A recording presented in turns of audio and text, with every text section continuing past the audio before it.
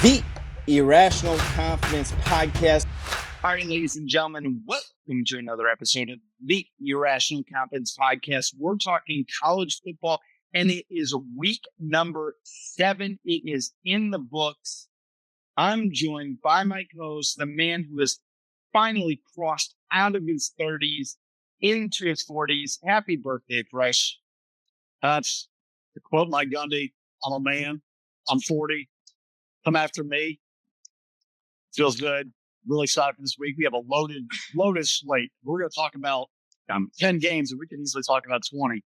I can't wait to dive into the whole mess, but it's going to be more college football chaos and glory this coming Saturday and Thursday and Friday. Right. It's going to be a great weekend. Fresh is completely loaded right now. And even if you need some, I got the thing of biofreeze here. As you get into your 40, you need it more and more. So You're the offensive coordinator with the plantar, fasciitis, so I'll let you have all that pain then. Oh, yeah. No, that's awful. It's an awful injury. I will never make fun of anyone who has that ever again. All right, Fresh, let's go to the first game of the day. This game is going to kick off at high noon. It is in Champaign, Illinois. The Ohio State Buckeyes are traveling to Illinois. Ohio State's 5-0, 2-0 in the Big Ten. Illinois 5-1, 2-1 in the Big Ten. At time of record, right now, this spread is Ohio State by 14.5. Over-under is set at 49.5. Fresh, what do you want to see out of this game? Because I think that there's a little bit of a statement that could be made by either squad here. Well, eggs and cakes, 11 a.m. Central. It's going to be an early rise, but I have a feeling the Illini student body will be well hydrated, so to be fair. Anytime Ohio State comes to town, that local fan base, that entire campus is going to be ready to rock and roll. What I want to see, first off, starting with Illinois and Brett Bielema, last time they had a ranked opponent, it was under the lights in Bloomington, Indiana, and they got purely eviscerated, emasculated, destroyed, annihilated, whatever adjective you want to use to describe. Did nothing went right. I'm so bad. They survived versus USC at home a couple weeks ago. I want to see how they come out in this ballgame. I think that's the one level we want to see from Illinois. Indiana, we'll talk about a little later. We already saw the Penn State. They're residents of Fraudville. But can Illinois show up and give Ohio State a ballgame? Can they play defense? Can they score with the Buckeyes? Can they kind of ground and pound? Give me two tight ends, 12 and 13 personnel. Try to run the football. Try to be physical with the line of scrimmage. Dictate time possession. Slow down and maintain. Be the aggressor, if you will. But I want you to get a mindset of, has Illinois learned from that destruction in Bloomington? If they come out, I will say this right now, the committee right now is so wide open. We've talked about this being very similar to 2007, where nothing's guaranteed at this point. If they come out and get the doors beat off of them, if you're 10-2, but your two losses to Indiana and Ohio State are both by 30 plus points, right? Does that really make you qualify as one of the top 12 or top 11 best teams outside the group of 5 teams that gets the bid? Like, you start asking that question. Do you try to keep this thing close? If you lose, it's close, and you show you're competitive. All right, you're in a great spot. Because they Penn State and the roster's already come off. But you have got to be able to be competitive in this football game. Because everyone's always going to remember that what happened 2 weeks ago in Indiana. You've got to show that you're different. You've got to show that you're more of a competent football team. And that was just a blip, and that was an emotional situation. You got caught up in it, meaning you're ready to actually lock it in. Defensively and offensively, the whole entire team has to play. Luke Altmaier, you've got to be focused in, get your receivers, but the running game is going to have to be the biggest one to keep that volunteer Ohio State offense on the sideline. Try to run the football against a very, very good Ohio State defense, but at least maintain possession, maintain the down and distance, maintain the ball control. And at the very end, can you score in the red zone? Can you score touchdowns in the red zone? Field goals are not going to get you this win. You've got to find a way to score touchdowns, and they're not all going to come off from 55, 60, 70-yard play. You're going to have to find a way to march down the field and punch it in inside the 20. This is going to be a true testament to Brett Bielema and how he has built this program to be able to get in there and actually compete at a high level. We've seen what Indiana can do. They've shown, at least by beating you, that they can compete at a high level. But you have got to then rise yourself up against this program at that next spot. Because everybody's seen in the past, you played Penn State, you lost. You played another team, you lost. Like, you get those ranked opponents, yeah, The South Carolina win in the bowl game last year was great, but it's a bowl game outside the playoffs. Who really cares? So I want to see from Illinois, where's that particular fortitude? Where's that guts? Where's that emotion? Where's that pride in that Illini football program and that's our fan base?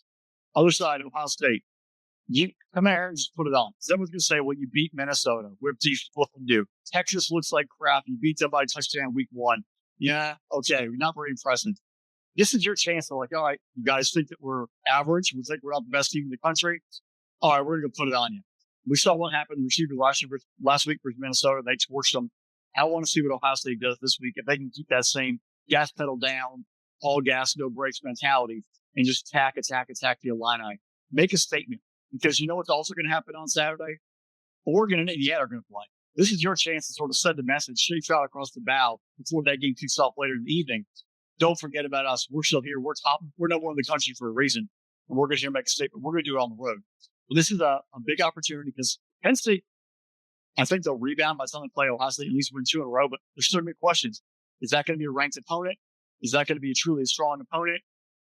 You're going to have to get your ranked wins when you get them. And this is a chance for you to do this right now. Will Michigan be a ranked opponent at the end of the year? I think so, but who knows? But you have to go in and get when you can. So this is a big chance to make a statement against a ranked opponent with people watching at noon, and really supplant yourself as, all right, Miami's creeping up. Oregon has to win at Penn State. It's our chance to shine in Champaign. In the end, I think the Buckeyes take care of business. This receiving core is too good. I'll see anyone on Illinois' team that's going to shut down Tate and Jeremiah Smith. But if I'm Ohio State, I really also want to see that running game continue getting stronger and stronger. Bo Jackson and company maintain that because these are progressions. You're going to need that later in the winter. How can you run the football and maintain it and take the pressure off Julian Sand? Let him, but you're going to need the running game when it's there. And if you can do it against a stout run defense like Illinois, you're going to really prove yourself and set yourself up for success later on. But I think the Ohio State Buckeyes take care of business on Saturday. Yeah, fresh. It's going to come down to, for me, is Illinois able to do something no one else has been able to do all season long, and that's been able to move the ball consistently against this Buckeye defense.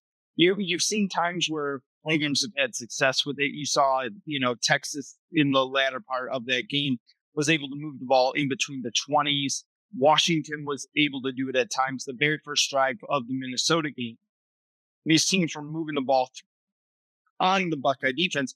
But then Ohio State adjusts. They make the changes on the defensive side of the football. All of a sudden, your offense is put in a stranglehold and you can't move the football for basically 2.5, 3 quarters here. I need to see Indiana be able to do that for me to take them seriously against this Ohio State defense here. They're probably they have some weaponry that they can do this with, but I just don't think that they can do it consistently there. And that's going to be their downfall. I look at Illinois and I say to them, like, you right now are a very good program. You are in the middle of the road of that, but you are ready to be the cream of the crop in the Big Ten Conference.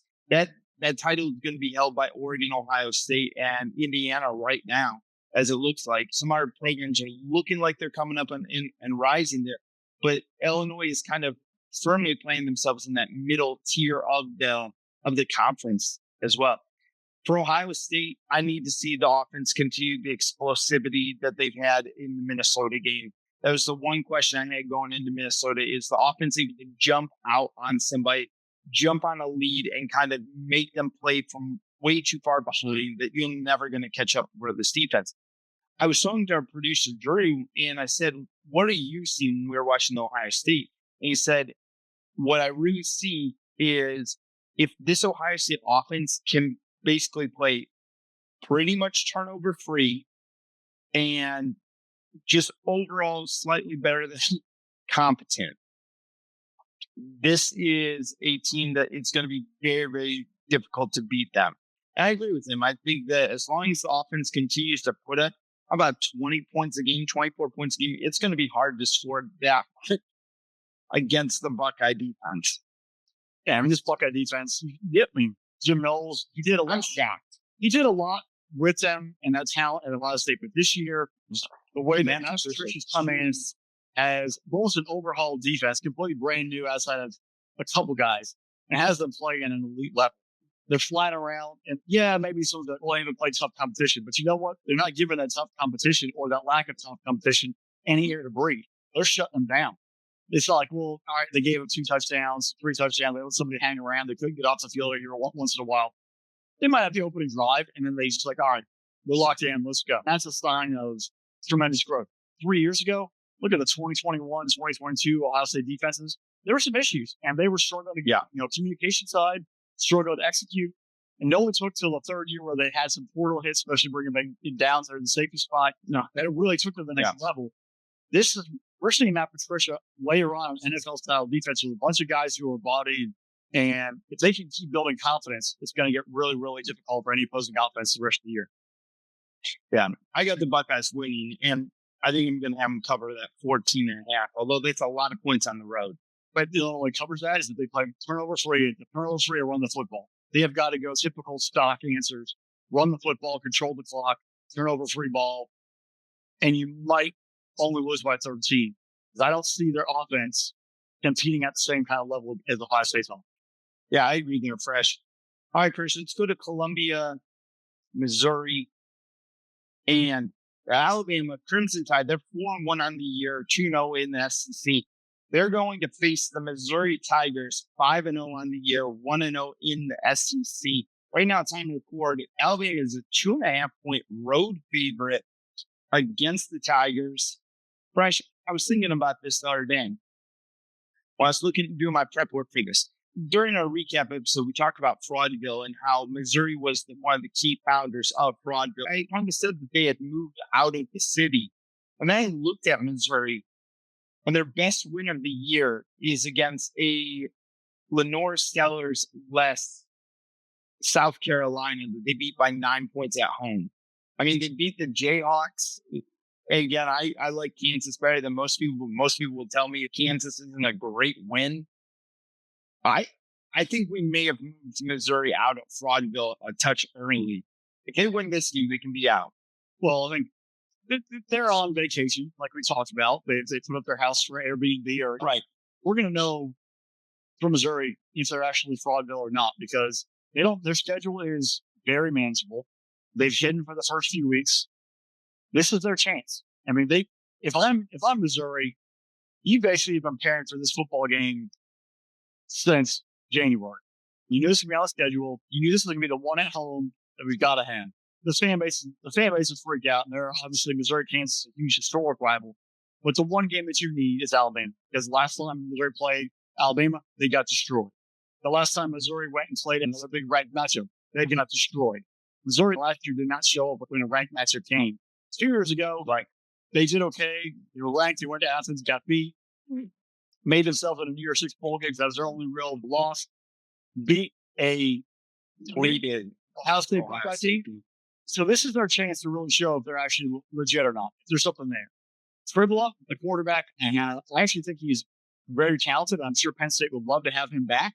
And the running back, did a lot at UL Monroe, but now this is a big boy game. The two of them have got to show up. They're going to get a plethora of receivers. Their offensive line is going to have to stand tall. I think they have a decent offensive line based on watching some film.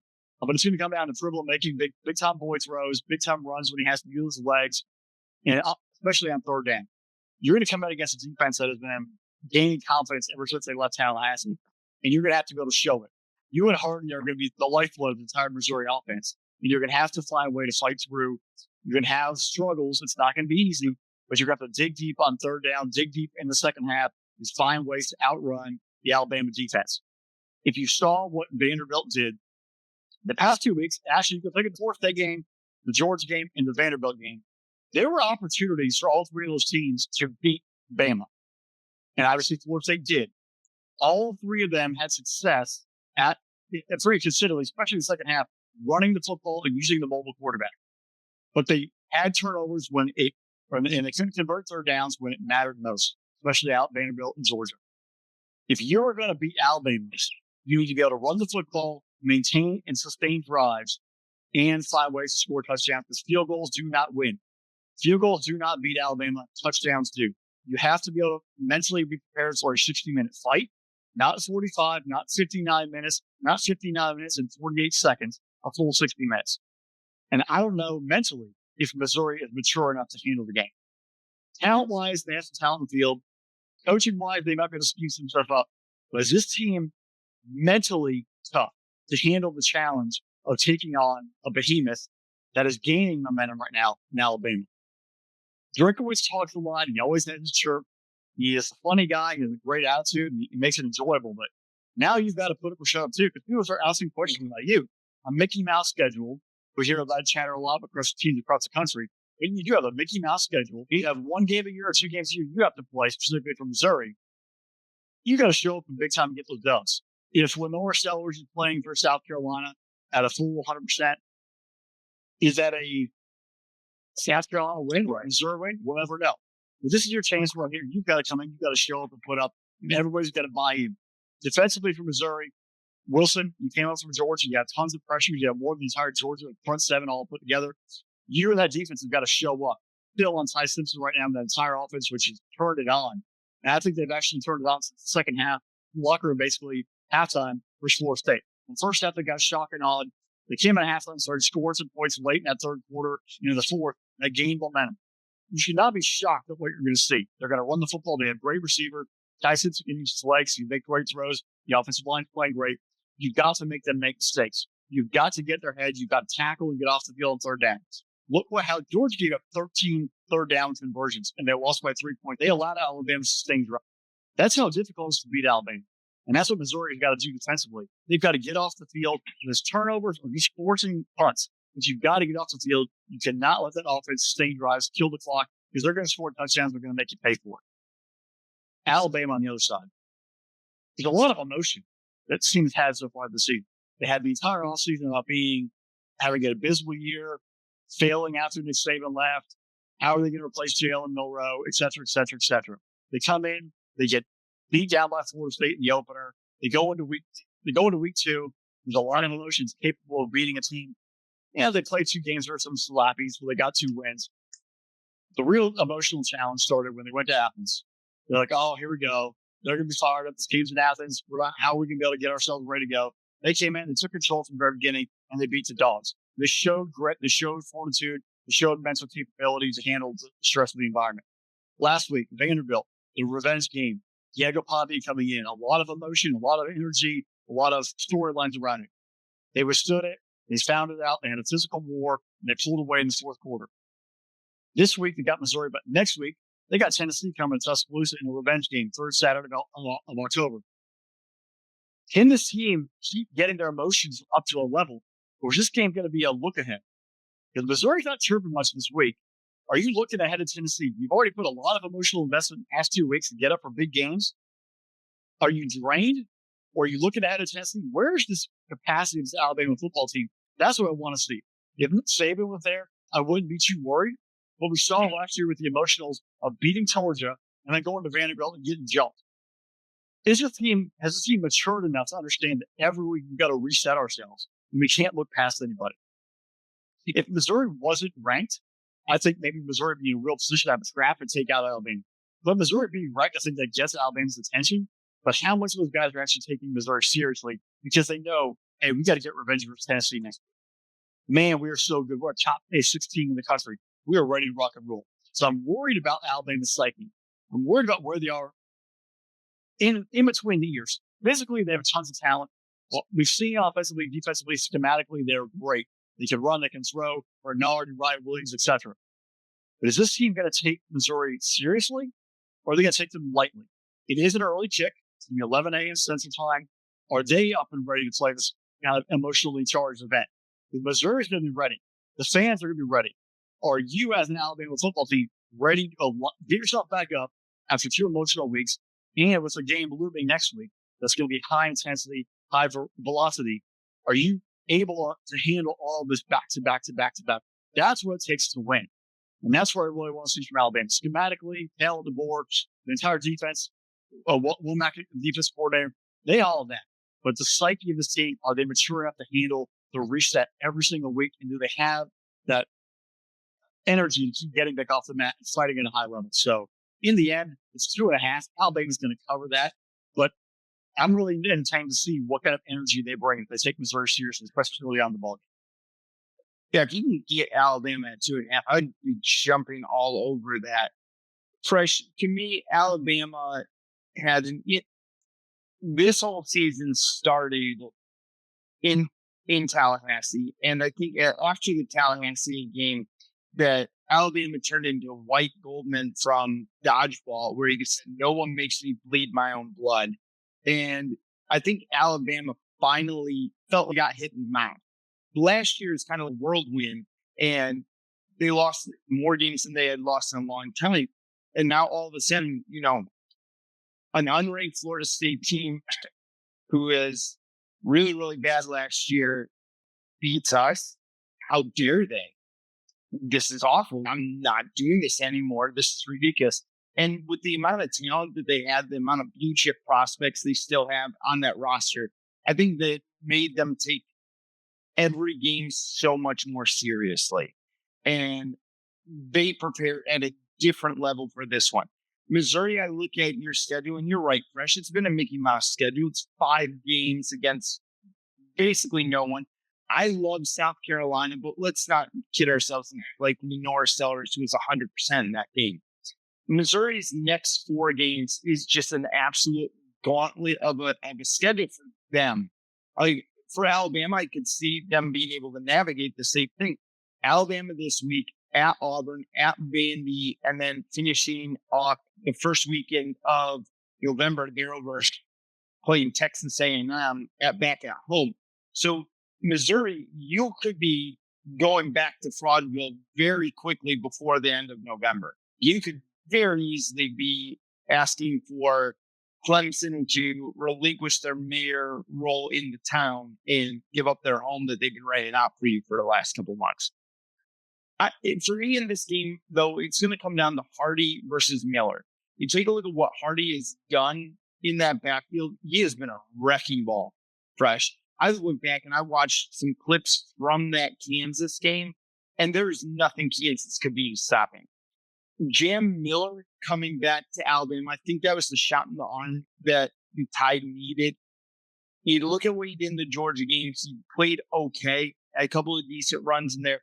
But last week versus Vandy, we see him getting back where he's almost back to full health. I think if he is running the ball effectively, opening up the passing lanes for Ty Simpson, that's where this offense can truly be lethal. I'm waiting to see an Alabama game where they put up 35, 45 points on a team. And I'm just waiting for that offensive explosion type of game. I honestly think that this could be one of them that we see. I think Missouri is slightly overrated. I have not been a huge fan of Missouri over the years. I don't know really why. I don't really have a personal reason against Missouri. But again, I think that they'd be kind of overrated. And I think Alabama's going to come in there and kick their teeth in. I think this is going to get ugly. It's going to get real. Alabama has a chance to make a statement. Missouri's got to play elite football. Alabama doesn't have time to bleed. This could be our first buzz your girlfriend Wolves game. And what? Yes, that is. That might. Last year, that buzz was in A&M where they went down there and got destroyed. If it happens again, I think people are like, all right, we're done. Let's move on. Missouri's out. It'll be the curtains pulled back. And you see the maestro, County Wizard of Oz, back there pulling the strings. That means there's more. It's actually more on drink because outside of being a depleted Ohio State team, who has drink actually beaten at Missouri? His team's got to show up and play competitive football because eventually next year and the year after and the year after that Missouri schedule is going to get tougher and the chance to hide is going to be completely removed. So he's got to find a way to deliver this year or it could be dark times in Como for a while.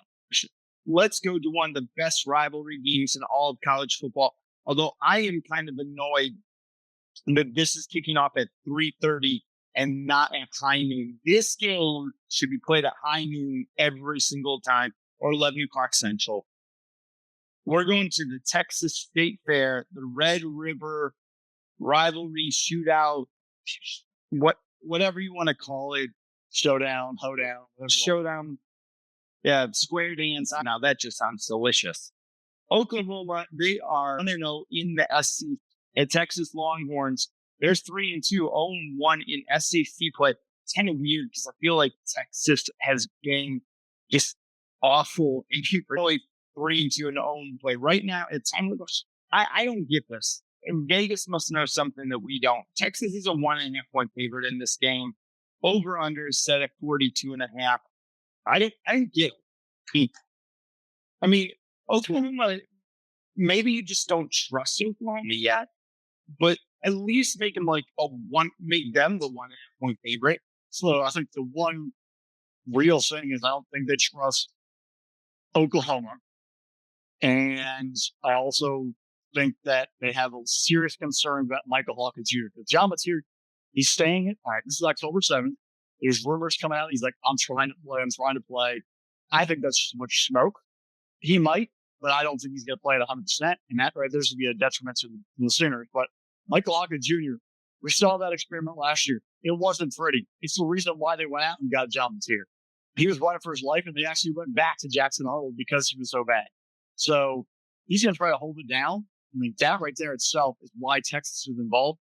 I think also Vegas sees all the blue chip players that Texas has, and like, oh, it's Texas. And they're begging, they're expecting an arch rebound. Rivalry games are also crazy. We all know, especially like any kind of these rivalry, like your true rivalry game, you never know. How many years in a row we said Ohio State should beat Michigan, and somehow last year, Michigan shows what it does. Like these kind of games, I have no idea. You just try and maybe Vegas is trying to throw down a bet. How can I get someone to bet money on me? Either I'm betting money on Oklahoma because now that they're the underdog, or Texas over 2. Well, I'll put some money in that. I feel a little bit confident they can win by 2 goals. It's a weird situation.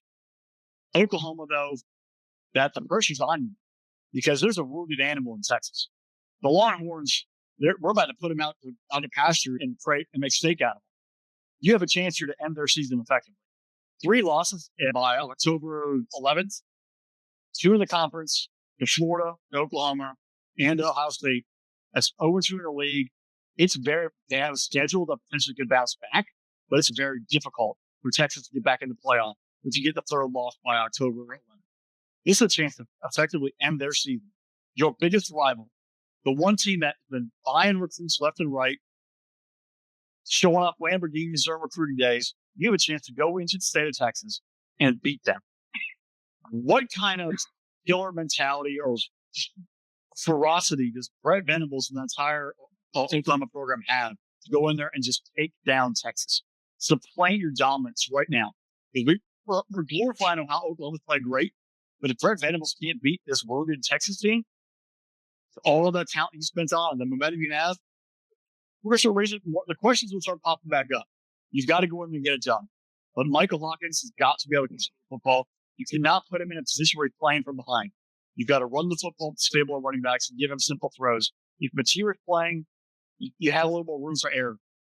But if Hawkins is playing, you've got to be perfect on offense and just win ugly, but win the ball game. And don't put your quarterback in a bad spot. Jay not healthy. The running back room for Oklahoma, ready to rock and roll and run the football down the field. We're going to find out. As I'm Oklahoma as well, I use Michael Hawkins' legs. A lot more quarterback design runs. Use the athletic ability. He is not a drop back passer. He's not going to be the guy who's going to be slaying the ball around the football field like Mateer. You got to use more power, quarterback powers, quarterback draws, whatever you want to do, but get Michael Hawkins out on the perimeter with his legs, help the offensive ball. That's the way you win the football games for Oklahoma. Defensively, you got 4 turnovers. You have enough film right now. Look what Ohio State did. Look what Florida did. Your front 4 have got to create tons of pressure and allow your secondary to jump short routes. Arch is going to try to either run or throw his first read. You've got to be able to get home with 4 guys and let him make mistakes. He will throw you the football. Texas on the other side. The sky's falling. Everything's terrible. The world is over. Arch is a disaster. You guys can't score touchdowns. Who have you played? You haven't been a Power 4 team all year. It's the end. You got nothing to lose. You literally have nothing to lose. That should free you up to play free football. Just chuck the ball. Take shots. Go deep. Try to open up the offense. Stop playing scared because honestly, part of it is Arch playing scared. He's seeing ghosts in the field. He's not making throws. He's holding the ball too long and he's throwing late over the middle or he's getting sacked. Play free. Go attack the Sooner defense. If you lose, so what? We stink. If you win, see, the talent's been there all along. We've got to just unleash. Take the reins away. Let the guys just play football. Your stable of running backs, they've been nowhere to be found in big games. Run the ball. That's how you also help your quarterback. Your offensive line is trash. You have to challenge them. Hey, you guys are all 5 and 4-star recruits. You're a bunch of big dudes. Here's a thought. Let's go just run the ball and you block downhill. Just block downhill. Hat on that. Take away the complexity of a pass pro. Just let them get confidence and fire up the football. Hit them in the mouth. Run the ball, control the clock. You help your quarterback out. Give some simple throws on a short third down. This is going to be a challenge on you, the offensive coordinator. How can you help your entire team be successful? You've got to show up in a big game now and help your offense be successful. How can you attack Brent Venables and concoct and help your quarterback, help your running back, help your depleted offensive line be successful? This is going to be a big thing on you. If you can show up and actually coach your boys up and scheme them up to be successful. The defense for Texas, this is your game. You've got to show up. Show us what you have coming back. All those 5-star, 4-star recruits, all these tough guys. You had great success last year. Time to either buck up or shut up.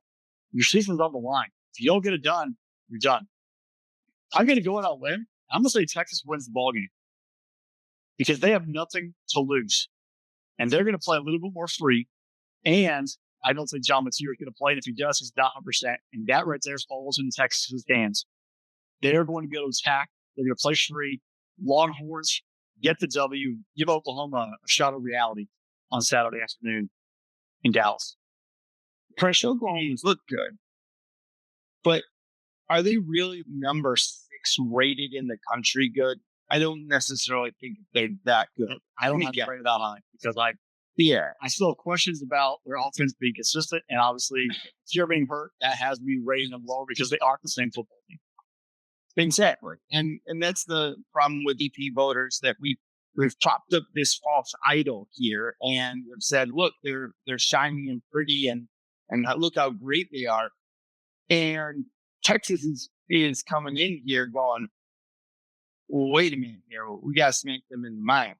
This is their rival. Again, these type of games, Fresh, as much as I hate the saying you can throw the records out.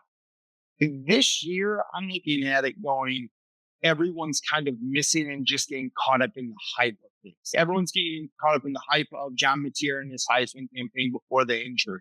How much better Oklahoma's look. Texas, man, Archie's over and they want to bring him down because as much as people love to see a comeback story or an underdog story, they love to see a fall from grace from someone who gets put up on a pedestal. And that's kind of what Arch Manning was. When I look at Texas, the real question I have isn't really as much the Texas offense. It is the Texas defense. Anthony Hill Jr.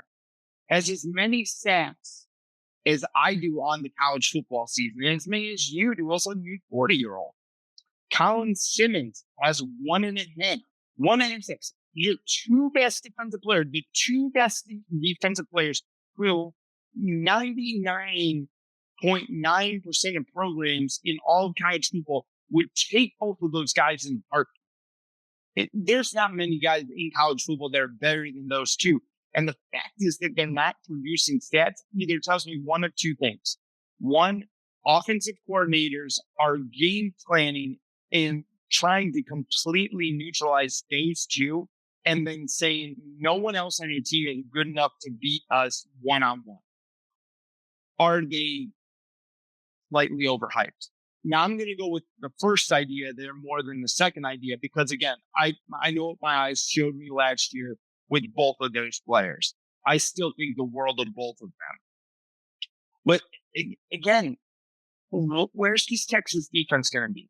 And if John Mateer doesn't play on Saturday, where is Oklahoma going to get offense? Who are you going to trust to score points? Or are you going to trust to score more than 17 points? Because, again, I think Texas can put up 20 points on the Oklahoma defense. Who? You're hoping that Arch throws a couple of picks, you give him a short field and maybe be able to run the football. But I don't really trust this team. I don't trust Torrey Blaylock. He's looked good at times and looked bad. Jaden Odd is still not where we thought he would be even close. I just don't see it there, Fresh. And as much as I think the world wants us to pick Oklahoma, everyone wants us to pick Oklahoma. And I kind of want to pick Oklahoma. There's something in my mind, though, that just keeps going. This is going to be the game that Texas just messes around with everyone's emotion, wins it, and watch, they wind up beating Oklahoma by like 2 touchdowns. And everyone's is Texas really that good, or do we prop Oklahoma up? I don't think Oklahoma's a fraud by any means. I think that they're a good football team. I think they're a growing football team. But I don't think they're number 6 in the country, and that's not their fault. That's the stupidity of AP. Does create a funny scenario to mention players out because you want drama. Here's going to be some drama. Oklahoma beats Michigan. Texas beats Oklahoma. And then Ohio State beat Texas. And you're like, well, it's all like the Spider-Man meme. Well, I beat you, you beat me, you beat me. And, and we always have this debate about conference supremacy and which is the best league, but that's just you're going to get finger pointing on a given Saturday. Who is ready to buck up? Who's healthy enough? Who's ready for the challenge? Yeah, it's going to keep layering on and layering on. But this is a chance for Texans to get off the mat. And if they don't, then people are going to really start asking questions about Sark and yes, what he did. And I think Jimbo Fisher's record, the same amount, he's almost identical. Same recruiting classes, same lack of top 25 wins, all of that. He becomes a Jimbo Fisher with a smaller buy-in. It starts opening up. You can recruit all you want. And is it truly the coach doing the recruiting? Or is it the program? Is it the money? And then, Saban could recruit guys and develop them, and the coaches would develop them, and they would win. Jimbo Fisher recruited guys to Florida State, they won. Recruited guys to A&M, they all got their NIL money. The NIL wouldn't exist then, but they got money on the table, and they suck. So it's sometimes you might go there, and you guys, why is that guy going there? If they go in there because they're actually going to get developed and win, and the coaches are going to put them in the spot to be successful, or they go in there for all the off-the-field stuff and the glitz and glamour. That's what we're going to find out about Sork on Saturday. And if you can come in here and rally the troops, corral the Longhorns, and find a way to get it done. And one thing you also say, this game will be very fast because both teams are going to run the ball a lot. Yeah. All right, Fresh, let's go to maybe one of the most exciting games of the weekend. I'm going to be locked into this one. The Indiana Hoosiers are traveling to Eugene, Oregon. They're both 5-0 on the year, both 2-0 in their Big Ten. The Ducks right now are 7.5-point favorite. This is a statement game for both of these programs. Oregon took a huge win 2 weekends ago when they came into Penn State, beat them in overtime in a very hostile environment. Again, say what you want to say about Penn State. It's still not easy to win in a whiteout at night in Happy Valley, and they did it. Indiana, we've been talking about them. They kind of had the traditional letdown game when they went over to Iowa, but they still won the football game after that complete boat racing massacre that they did get Illinois at home. This is a game where I think we're going to see some separation. And this reminds me a lot of Indiana going into the Horseshoe, though, last year. That's what I was going to say, right? We've already seen Indiana go on the road. They went to Notre Dame. They went to Ohio State. They looked like they didn't belong. And there was definitely a gap. In Bloomington is one thing. I want to see what this team does on the road. And they're going to an extremely hostile environment in Eugene where the lights are going to be shining bright. Everyone's going to be watching. You play the night game real great at home versus Illinois. Oregon is much different than Illinois. Yeah, there's talent. What team is Indiana going to show up with? And you also saw the thing coming in this ball game. A week prior, Cincinnati's been chirping. He's been chirping us since he got to Bloomington. He chirped going into the shoe. He chirped before Nebraska last year. He chirped going into Notre Dame. He chirped going in, playing Illinois this year. He chirped all off season. He chirped to the SEC. He chirped to the ACC. He chirped to the Big 12. He has not said a thing this week. And that right there is telling me that he's seen some stuff. He's like, number one, I did it last year and went to Ohio State, and they made sure I remembered it. But maybe, just maybe, my team we're not all there because we struggled at Iowa, and we had so much success the week before versus Illinois. Does he have any concerns about traveling outdoors. He's trying to play the quiet card. He's like, hey, I'm going to be more humble. I'm going to take an approach, try to be sort of focused on getting my team ready to play, as opposed to being an agitator out in the media. I want to see Indiana play free. When they went to Ohio State, they looked a little tense. When they went to Notre Dame, they looked tense. This is a road game where you've got to win. You've got to at least be competitive. I want you to come out and play free. Mendoza, the receiver, the defense, play free. If you lose, you get blown out, people start asking questions. If you lose close, all right, it's competitive. You're basically locked in the playoffs. You can focus for that and move forward. But come out and play free. Do not play scared. Do not play tense. Embrace your coach. Play for your coach. Yeah, he's been wearing this for you for a long time. Go out there and play for him at a high level. Do not play scared, because if you do, you're going to get blown out. People are going to be back to saying, well, it's Indiana. That's all you're going to hear. Go out there, play your style, play free, make it a ball game. Oregon, this is your chance right here. You've already shown you can take down Penn State. You know it's double overtime. You went to Happy Valley, you did it. Everyone's watching you.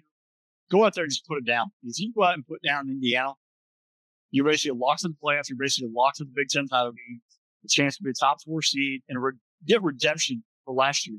That should be your fuel. What happened to the Rose Bowl last year, that should be your fuel, because you got embarrassed. And that should be every single game. I don't care who you're playing. If I'm Dan Lanning, I'm just showing highlights of getting Ohio State beaten and trash to me as the number 1 seed in the Rose Bowl. That would just fuel my entire team to go out there and not take any opponent lightly and to put my foot down. Dan Lanning coached under Nick Saban and under Kirby Smart. Those boys, they were very vengeful, and they're petty, and they are very detail oriented, and they get the team motivated. That's how Dan Lanning coaches. This is a moment for him to also make a statement. We saw it last year. I always go back to it. The whole prime, the whole Dion thing, come out there, UC Oregon there. Everyone's loving him. I think it was year 1, so 3 years ago. It's the greatest thing in the world. Colorado football's undefeated. Travis Hunter, Shador, blah, blah, blah. They went to Eugene. I think they're still scoring on the Buffaloes. He took it personal, he used it, he motivated the guys, and they came out and they executed. That's the kind of Oregon Duck football team I want to see on Saturday night. And that's the Oregon Duck team I think is going to show up on Saturday night. Oregon's going to take this thing and they're going to run with it. And they're going to show once again that Indiana's good, but they're not ready to be in that great category. And they're going to find a way to beat the junk out of them. The Oregon big on Saturday night. Wow, Oregon big. Are you going, 10, 14? Give me 10. Say 10. If the line was 10, I would say they easily covered 10. It's going to be, this is such a complex scheme. First question I have is Fernando Mendoza.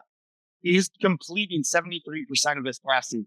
He has yet to face a front 4 that is as good as this Oregon front 4. They're going to be able to get after him without sending many blitzes. They're able to get home, especially with that pressure up the middle. How does he handle that? Does his completion rate slip to the mid-60s? Now, I'm going to say this. If Indiana is able to complete 73%, and I give him a 3-point buffer there. If Mendoza is able to complete 70% of his passes, Indiana's going to hang with Oregon this entire game. That's the first thing that they got to do. They got to get pressure on Mendoza and get the ball out of his game very quickly. Same thing goes with Dante Moore. I mean, if flip his strip and say the same thing. A couple weeks ago, we saw Luke Altmaier facing the Indiana front 4. They got after Luke Altmaier, and he was running scared, seeing ghosts. The same thing. Are they able to do the same thing to Moore? Is Moore's completion percentage slipped? He's at 74%. Does he slip below the 70 percentile mark? Is he down in the mid-60s? I think that's going to be a huge factor. Moore's only thrown 1 interception on the year. Mendoza's only thrown 1 interception on the year. So again, these guys take care of the football. They make the smart play. They complete the smart passes there. Which one of these quarterbacks makes a mistake? The other question I have is, Indiana, are you at 6.1 through 5 games right now? They have over 1,300 yards rushing. You take a look at Oregon, 1,200 yards rushing for them. 6.3 yards per carry. They have 15 rushing touchdowns. Indiana has 19 rushing touchdowns. The funny thing is, statistically, these two programs are mirror images of each other. But it's like going back to the movie Twins. Which one is Danny DeVito and which one's Arnold Schwarzenegger. I think Oregon's the better team. Oregon's playing at home. Oregon's got more talent here. I'm going to say that this is a touchdown plus game. I'd say I'd be better at the 7.5, 8.5 marker for me there, Fresh. I do think Indiana is going to make this very interesting for maybe about 2.5, 3 quarters before Oregon and Lanning finally kind of pull away in this one. But I think what we're seeing that we need to appreciate is maybe we're seeing the growth of the Indiana program. They jumped onto the scene last year, and then they looked good. They beat every opponent that they were supposed to beat. They lost to the people they were supposed to lose to. In year 2 of the program, we started to see a program that we thought was on the same talent level with Illinois. Indiana beat them. Next thing, can you look like you belong on the same field with Oregon? Do you look like you just belong? Do you have the same level of talent as them? If they can do that, then we're definitely seeing the losses and the Indiana Hoosiers. If we don't, if they do lose by 2 scores, they're just not done yet. They're still further down the line here. But I like Oregon in this one. 8. I give them by 8. Yeah, I mean, this is going to be a chance for Indiana to really prove themselves. If they keep it close, all right, we've seen a growth. We've seen them take that next step. If they come out and they get beat by double digits, like I think they will, it's like, all right, yeah, you're still on the fringe. And that is still, people are like, and that rumor of mystique of it's still Indiana will hang around the program. And it shouldn't be, because they haven't done a great job of getting themselves out of that whole idea that it's Indiana as a football program. Well, they're not a basketball school anymore. Yeah. All right, first, let's go to another interesting one. This one is a night game. This one's out in Southern California. We haven't talked much about these. The Wolverines are going out to SoCal. They're 4-1 on the year, 2-0 in the Big Ten. The USC Trojans, they're 4-1, 2-1 in the Big Ten. Right now, USC is a 2.5 point favorite. USC lost the game in Illinois, but it's so weird because this USC program is an offensive juggernaut. We've seen that story. Their defense kind of lets them down. The Wolverines, to me, Bryce Underwood has been okay. The guy that scares me for the Wolverines, though, is Justin Simmons, man. That kid is an absolute monster right now, and arguably one of the best running-backs in all of college football. I think, first off, USC, what have you won? I mean, when you walked into the Pac-12 title game in 2001 season with a chance to make a playoff spot, you lost to Utah, then you lost in the bowl game to Tulane. You flamed out in 2022. You were an embarrassment in 23. You struggled in 24. Just show me. And it's right now, it's 3 letters. It's 3 letters. You're living in the past. You know, we talk about Miami and UB and Bath and the teams of war and in the past. I haven't feared USC since campus. You kept trying to say, oh, Caleb Williams would be different. No, because you know what? Those USC teams were legit ones. Same thing with Miami when they were good. Their offense and defense were dominant. I don't care. Lincoln Riley, you're the same guy you were at Oklahoma. Great offense, terrible defense. You don't do anything. You hear this whole thing about, past week in the NFL. It's all really about Lincoln Riley. Oh, we had 6 former quarterbacks that played at Oklahoma all starting. Who cares? You coached 3 of them. You got 3 Heisman trophies. You got individual awards. You didn't win anything on the field with the team. So until USC actually does something on the field, I have 0 faith in them. Michigan, even this year, with Underwood growing and Justice Haynes, they've at least won some impressive. They've looked good. They have a national, albeit with an asterisk, a national title within the past 3 years. They have beaten big times. They've beaten ranked opponents. They've gone into ranked stadiums and taken out opponents. What have you done? I want to see from Lincoln Riley's. Show me something different than the same. Oh, well, our team averages 40 points, but don't look at our defense because we give up 50. The defense has been much improved this year, but I need them to show me in a big game in a big environment. Last year was a perfect example. Going into the big house versus a Michigan team we thought was going to be pretty bad, and it turned out to be above average. You flamed out. You and Miller Moss and had the entire team. You had chances, and you choked when it mattered. You choked. Show me. That's all I want to see. There's no schematics here. I just want to see if everyone's on the same page and willing to put in an effort to get a victory. Can you show that you're a good football team? You went to Illinois, you lost late. I'm putting right now on this season, Indiana, Illinois, and Michigan are probably on the same level because our growth elements are both physical. What did you learn from that affair? And can you win a big football game? Because if you can't, who are you going to believe in you? You have 3 letters and you play in California. Who cares? Come out here and do it, Lincoln Riley, because if not, everything about you as a football coach is going to become Floydville. We're going to put you, you're going to have your own condo in Floydville, right? Michigan, I might just run the ball down this road. Get old school. Underwood, maybe if Underwood throws 15 passes all night and Speed Haynes and the rest of the running backs, let Wink Martin down that defense, throw a bunch of things in the kitchen sink at them.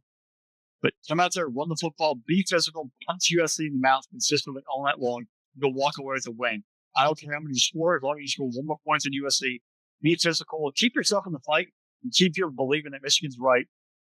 And look, all the Michigan boosters, y'all are getting paid pretty well. So you know what? Live up to your paychecks. You can go out there, and also Michigan, I don't want to hear about travel. If you lose, I do not want to hear Sharon Moore talk about travel.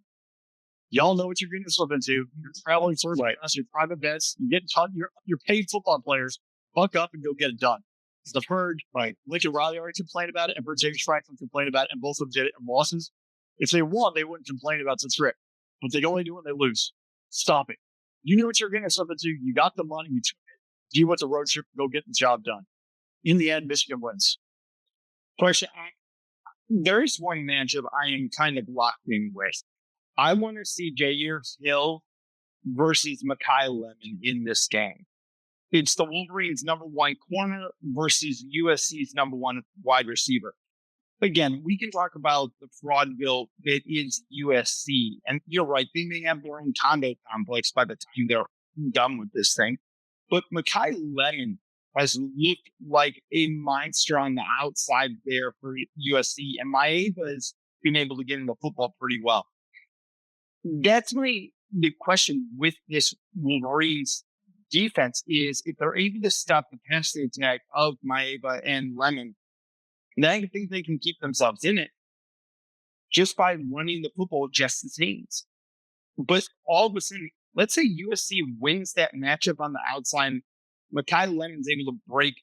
Let's say he goes for 7 catches at 115 and a couple scores. I mean, you could really break the Wolverines defense and get them out of what they do well in this one.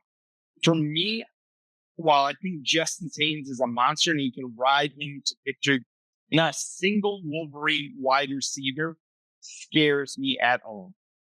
It's not a good room for them. Their leading receiver, Dominic McCulley, is 6'5". He's got this huge wingspan, and he's got 9. USC's offense is the one that really could put this to bed early in it. As much as I want to see Justin Haynes, you could just ride him, give him 45 carries in this game. USC is going to sell out to stop the run. And guess what? Then I'm going to put it back on Bryce Underwood. If this game stays under 20, I like the Wolverines in it. If this game gets anything over 24, I like USC in it. Because I don't think the Wolverines can do a track meet in this game. And if USC can turn it into a track meet, that's when Sharon Moore is really, really in trouble. You play to who you are. Be yourself. Don't try to be anything different. Be yourself. Set the tone. Play from the head. And we kind of looked at games where University is like, well, this team struggles. Well, they're built to play one way and one way only. And that's from the certain perspective of having the lead. Florida State's a great example. Gus Malzahn's offense in Florida State versus Miami. That opening drive last week, if they went down and scored a touchdown, didn't call the timeout and killed momentum and set up for a field goal, they're up 7-0. They're playing with a lead. It allows them to be who they are, run the football, then play action off of it. They start getting down, and Miami started to score a touchdown. They are not built to throw the football. You have to be who you are. If you are now not maintaining down distance, not maintaining the sticks, and not getting first downs and maintaining drives, and playing at the same level, you are then going to fall victim to what you aren't, and that is X, Y, or Z. Same thing applies here in Michigan. You are not a pass-first football team. you cannot fall down by more than 10 points because you're going to be scrambling and you're not experiencing that total football and make big plays and big chunks, and especially in a feverish element in the fourth quarter. Play, be who you are, maintain that, and dictate the football game in your terms. All right, first let's go to the other night game. This one's on ABC. The Georgia Bulldogs, 4-1 on the year, 2-1 in the SEC. They're traveling to the Plains of Auburn, Jordan Air Stadium, face the Auburn Tigers. There's 3-2, 0-2 in the SEC. Auburn's going to have some serious complaints about being 0-2. Okay, coulda, woulda, shoulda. Try me a river. It is what it is, Auburn. I really don't care. Georgia took care of business. You saw them beat up Kentucky after coming off the Alabama loss. Now it's Auburn. Ole Miss is waiting. Georgia cannot look past this game to getting Ole Miss at home next weekend. But this Auburn Tigers team, again, I kind of feel like I could say the same thing about them as I said with the Wolverines. I'm curious where they're going to get points from. Jordan Air is built on it's built on an Indian burial ground with voodoo, Cajun nonsense in the pasture goes East Central Alabama. It is, for any Georgia fan, it is a house of horrors historically. Yeah, Georgia hasn't lost there since 2017, but that place, even prior to that, it's spooky stuff that happens. And not just Georgia, Alabama. Teams go there and weird things happen, especially at night. It is a true, legit home field advantage for the Auburn Tigers. That crowd gets rowdy, and they are going to play, especially with Hugh Freeze, with nothing to lose. You brought up woulda, coulda, shoulda. They played Oklahoma pretty tough. They played A&M very tough, both on the road. Things happen, whether refs screwed up or whatnot. The game ended the way it ended. They had a bye week. They're pissed off. And I guarantee Hugh Freeze is going to pull out some crazy stuff from deep in his bag to try to score touchdowns. Jackson Arnold is an improvement. He has shown flashes to be better. Their receiver core has grown.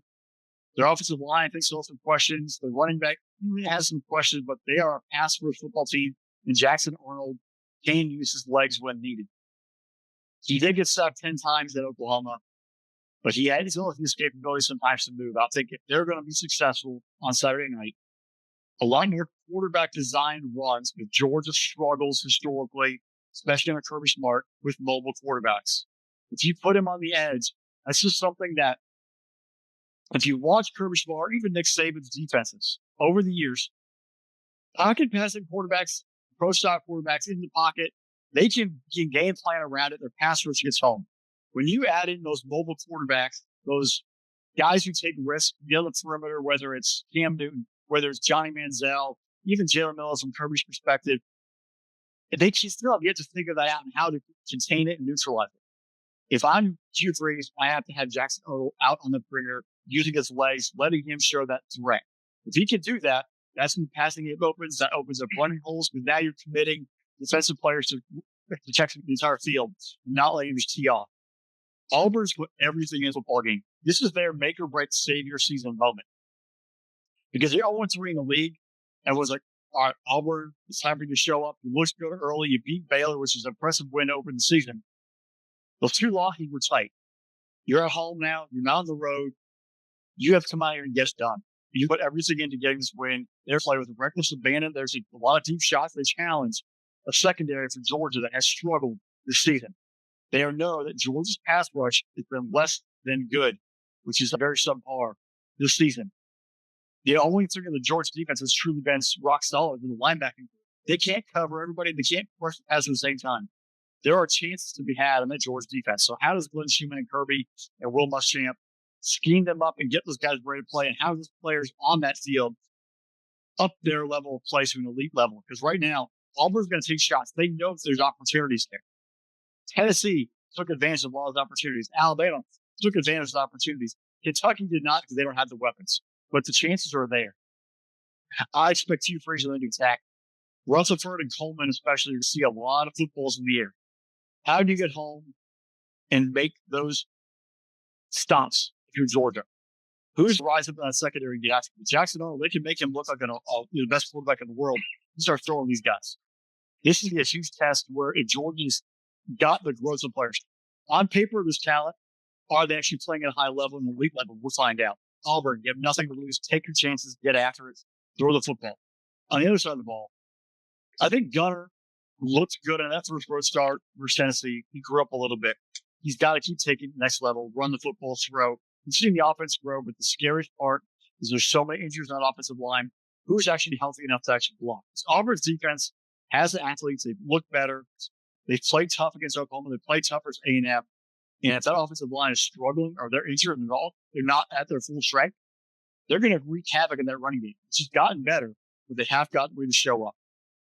And that Georgia passing game this week, still waiting to see Noah Thomas, still waiting to see Colby Young be consistent, still waiting to see Humphrey become a lot more impactful with the tight ends. That passing game for Georgia, we haven't seen them fully get out because I think he's been concerned with the offensive line truly finding who the 5 are and getting them all healthy. If that's still is the case, you could jump on Georgia early. Are they able to actually come back on them? That also fuels to my initial point. Auburn attacking, get after it early, put the pressure on the dogs by putting them down. They can't run the ball. They've been successful running the ball later, but if they're down, they're throwing, and the offensive line can't protect, and the receivers are fully ready in that passing game consistently, you're going to see some it's going to create success for the Auburn Tigers. Georgia's got to be really all. Run the football, play on your terms. Run the football, control the clock, be physical at the line of scrimmage, dictate the time of possession. You got to let Auburn's offense get going. You're on the sideline, you can't score. Georgia can find ways to drive the field. You don't have to win 40-39. You can win 20-17 and grind it out. You get the dub, you get out of it. But you've got to be focused. You can't turn the ball over on the road. You can't let it happen in Tennessee. You can't let Tennessee jump on you 21-7 in the first quarter. This is a big test for Kirby. It's a young football team, and he knows that you have a wounded animal at Auburn with nothing to lose. How does he keep the team focused, also preparing to get revenge potentially against Ole Miss? You've got to get these guys reined in and ready to rock and roll. The maturity level of the Georgia football is being put on display on Saturday night. It's going to be a brawl. It's going to be ugly. It's not going to be pretty. Georgia will have some turnovers, but I think the mental capacity of the Georgia football program will be the one deciding factor late in the fourth quarter. That they will be able to fight and claw and stay in it long enough to win a game like 24-21 or 24-20. That particular fortitude and that maturity will be the one prevailing factor over a desperate and ruthless and carefree Auburn football team. The crowd will be into it. This game will go down to the final drive. Georgia will escape 23-20. It will hats off to Auburn to fight and make this a true brawl. Push it beginning of season 2, Auburn is a giant flaming bag of dog poop in the end. It's when they were playing Baylor. And they won that game, and they came back and they said, maybe I was wrong about Auburn. And then you take a look at what they've done the last couple of weeks when they played Oklahoma and Texas A&M. And I just go back to the thing of Billy Madison, where the guy stomps out the giant bag of dog poop. It's poop again. It's poop again. It's Auburn is starting to show why they are poop. And they're not a football team I take seriously. And I look at them and I say, okay, yeah, you're going to have a nice one here and there. And you might pull off an upset, but I'm not going to take you seriously. You're living in the past on name alone. We talked about this over the summertime, Fresh. What was the last time Auburn was legit good? And while everyone wants to say that, Fresh, you were in your early 30s from that. I was in my 30s back then. So again, it's been a really, really long time since Auburn's been actually good. They're living on name alone, man. And I get it. I don't know why Jordan Air is such a tough place for Georgia to play at. Because I know what you're talking about, and I've seen too many of the games where Georgia gets in there, and they just it's like it's a weird space. Right. And then a team like Penn State goes in there and had no problem. It was bizarre. I just don't see on Auburn again. If Georgia can cross the 20-point mark in this, and Georgia wins. Georgia wins. Georgia scores over 20 points, and I don't even have to give it a rate. I just don't see Auburn being able to score more than 20 points against the Georgia defense. I just don't see it. Yeah, I get it. There's issues in the secondary. The front four has not been getting after the passer. I get that enough. And I saw that against Tennessee. But at the same time, too, when Georgia needed to stop, they got to stop. And I'll tell you this, Auburn's offense is not even listen, Josh Heupel, people can say what they want to say about him, but guess what? He is a very good offensive scheming coach. Hugh Freeze is not Josh Heupel. Jackson Arnold is not even close to the Tennessee quarterback. I do like Eric Singleton Jr., but that's about it. Out of the Auburn players, I was looking through this program and saying, where's the kid, like I said, with Texas? Anthony Hill Jr. I would take him any day of the week. I'd love to have him on any team if I'm program. If I'm looking through Auburn's program, who is the guy that I really would want on the program that I'd be willing to make a trade for? Maybe Crawford, the defensive end, maybe because of his athleticism. Singleton Jr., okay, I like him. But there's no one else. I'm looking at this team real quick going, there's no one that I what they did against Kentucky, run the football, commit to the run. Don't put the game on Gunner. You need this game to, get over 20 points. You'll beat Auburn as long as you score over 21. I think this game is going to wind up being a 24-10 type of game.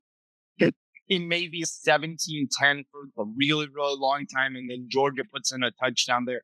I just can't see it with Auburn. I really don't. And I think Georgia has the class of the program between these two schools, and they're going to say, we're going to get through Auburn, we're going to survive, and then we're going to buckle up for a real showdown against Ole Miss next week. Yeah, we'll say. I think I like your comment about don't put it on Gunner Stockton, even though he's shown he can handle it. You need to come out here and just physically bludgeon somebody. With your offensive line issues, you mentioned it earlier, the easiest thing for offensive line to do if you're trying to mix and match of injuries, let them run the ball. The natural thing for an offensive lineman is to fire up the football and put a hat on the hat and block somebody. Pass pro is where you have the confusion. Who's covering inside? Who's covering outside? Where the blitz is coming from? You run the ball. They build confidence that way. If you have to deal with injuries, that's what happens. If you watch the second half of the Kentucky game, when Georgia had lost two linemen, they would have mixing and matching guys were in the tent getting dealt with. Monroe Feeling being one of them. They sort of run the ball a lot more. Like, we're going to run the ball down the hill. We're going to run the ball with David Bell. We're going to run the ball with Stockton, but we're going to allow those guys easier to fire up the football. No complex pass pro situations. Don't worry about any exotic blitzes. Just fire us and run the ball. And before I get drug on the comments, thank you for saying Singleton Jr. I've always confused both the Georgia Tech receivers. Always flipped which one was stayed and which one left. So it is Singleton Jr. at Auburn, and Russiter stayed. And then Coleman, we keep waiting for Coleman and Auburn to have like a day on national scene. I got to feel they're going to try to force feed him the football, and can Dalen Everett, Ellis Robinson, Daniel Harris, whoever in that secondary, DeMello, Kelly, can shut him down, or at least neutralize him and put pressure on Jackson Arnold with some. Yeah, I'm going to run the ball 25 times with Johnson Bowens. I'm just going to run the ball. Again, 225, 5'11", 225 freshman. I'm just going to keep running him up the A and B gap multiple times. And yeah, again, wait for, I'm just going to throw body blows during the entire first and second quarter until someone, and I might bring in Frazier or McCray and then run with one of those two guys after Bones is kind of like soften them up a little bit. And even McCray's, and I mean, he is a guy who can really inflict some damage if you let. But yeah, it's a boxing match. You just have to be prepared. Like 60 minutes, we're just going to fight it out, and then later in the rounds, go for the final blow. And eventually, they're getting exhausted. You're going to let go. You start to run the break. But if you can commit to it the entire time, it allows that fourth quarter element to really explode. All right, first, what do you got for? Give me another quick. We got 10 games here. We've gone long on these here. What are some quick ones you got for us? Real quick, first off, some AC American Conference action. A really big indicator in the group of 5. USF at North Texas, 4-1 USF at 5-0 North Texas. USF can get the win. It keeps them in that potential conversation for that large bid. But also, if North Texas gets it, 6-0, you beat USF, announce your presence. So, big one game on Friday night, 7:30 ESPN2. And for you, talking about some action, there's one game on your radar from a quick perspectives. Gotta love me some action here, fresh. Again, Raccoons are optional this weekend in the action. This game is in Bowling Green.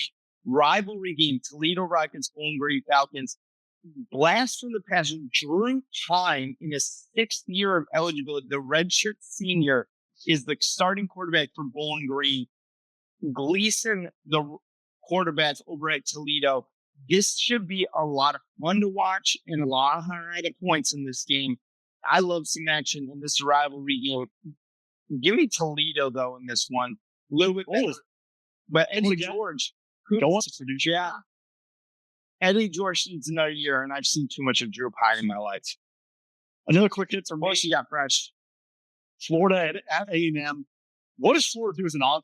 Was it a blip on the radar versus Texas, or is it a sign that they figure stuff out there in the swamp, then go into Aggieland and get a W? That's what I'm really intrigued on Saturday night to see, because we're not paying attention to Auburn, Georgia, and the deep Cecil rivalry.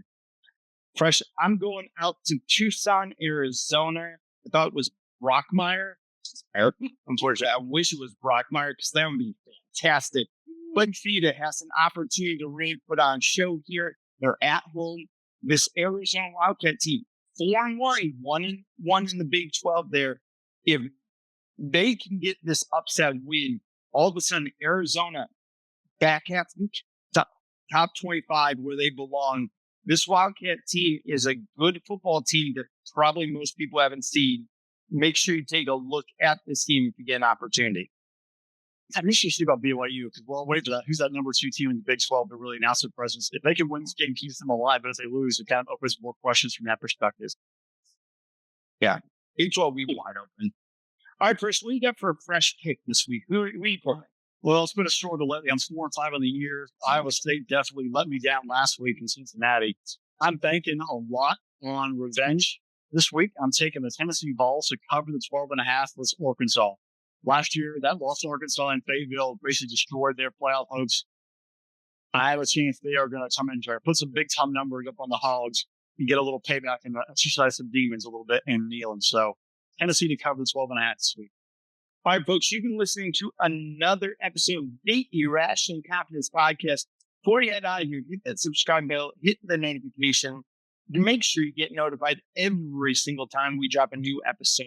Make sure you're checking out Spinnables Podcast as part of SpinnableSports.com. Like, subscribe wherever you get your podcast from. Special thanks to our producer, Drew. Without him, none of this is possible. It's week number 7, fresh. This is a loaded week. We went long today. We normally don't go this long, but with so many good games in all of college football, and we missed even a couple of them. Yeah, there's some more games we could have talked about. Loaded weekend. I got to figure out recap episodes. It's going to be a lot of fun. Keep tuning in. Subscribe, everybody. Hit up Spinnable Sports YouTube channels for all the magic is happening. SpinnableSports.com. Hit us up on Twitter. Ask whatever you want to call it. Engage. We want to hear from you. And be ready because Saturday is going to be a lot of fire, a lot of action from open all the way through the late end of the night. But we can't wait for it. We love college football. We hope you all do too. And until next time, everyone, have a great one. Talk to you later. Bye, y'all.